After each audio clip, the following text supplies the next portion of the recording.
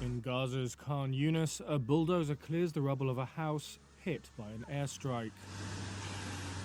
Israel kept up its heavy bombardment of targets throughout Gaza overnight on Saturday.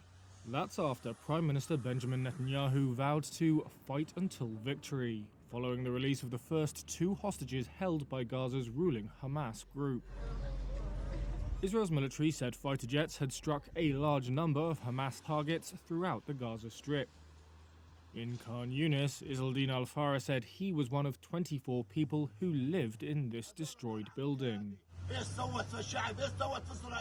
He asked what any of them had done to Israel. The Israeli military reported a fresh salvo of attacks from Gaza against southern Israeli border communities before dawn, and later sirens sounding in the port city of Ashdod to the north of the Palestinian Enclave. There was no immediate word of casualties in either incident. On Friday, Hamas released Americans Judith Renan and her teenage daughter Natalie, the first hostages confirmed by both sides to have been freed.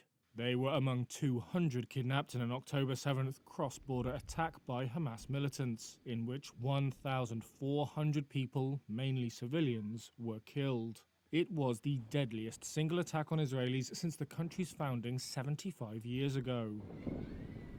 Gaza's health ministry said Israel's retaliatory air and missile strikes have killed more than 4,000 Palestinians, including hundreds of children. Over 1 million of the besieged enclave's 2.3 million population are reported to have been displaced. The United Nations Humanitarian Affairs Office said more than 140,000 homes, nearly a third of all homes in Gaza, had been damaged, with nearly 13,000 completely destroyed. International attention has been focused on getting aid to Gaza, through the one access point not controlled by Israel. On Saturday, the first trucks carrying aid passed through the Rafah border crossing with Egypt. The UN said the 20-truck convoy included life-saving supplies that would be received by the Palestinian Red Crescent. Hamas said the delivery, which follows days of diplomatic wrangling, included medicine and limited amounts of food.